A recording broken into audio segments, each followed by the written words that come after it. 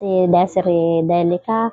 Napunta po ako dito para nalaman ko sa aking pinsan sa Ate Emma na yang may mag-therapist daw. Ay di ako naman, syempre gusto kong gumaling.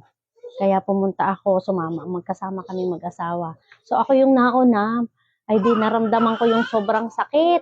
Ay, pero yung sakit pala na yon, ang kapalit ay ginhawa. Kaya ito, sobrang manhid itong mga paa ko. Walang pakiramdam yung mga binti ko hanggang legs. Ay ngayon, talaga, 2 years ko nang nararamdaman ito. Ay eto, ngayon talaga ang gaan. Sarap ng pakiramdam. Tapos yung mga kamay ko, naiitas ko na rin, naiibaba ko. Dati nun hindi.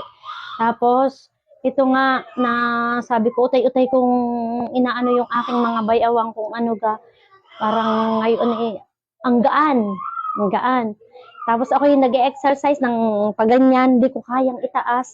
Ang paa ko hindi ko naiiganyan. Basta lakad lang akong ganyan at masakit nga itong dito. Ngayon, naiganyan. Bigla na lang ako natutumba. Tapos yung dati. Tapos yung yan, hindi ko naitas na ganyan. Ngayon, naitas ko na. Parang gumaan yung pakiramdam ko. Kasi dati ako napakaligsi ng katawan ko. Lahat kaya kong gawin.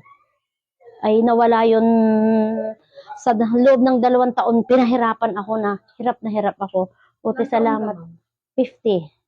Salamat kay God at kay Ma'am, Ate Emma, na ako ay patuloy pa rin akong babalik kasi nagustuhan ko yung kanilang kasalamat kay Jengi Therapy.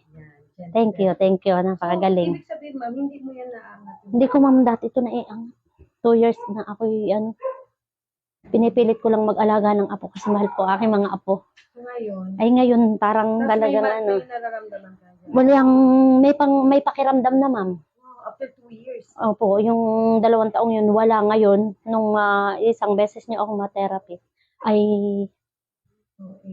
alam yung kita siya na sulit ba, pakiramdam. ma'am? Sulit na sulit, ma'am. Babalik, ma'am. Recommended ba? Opo, babalik.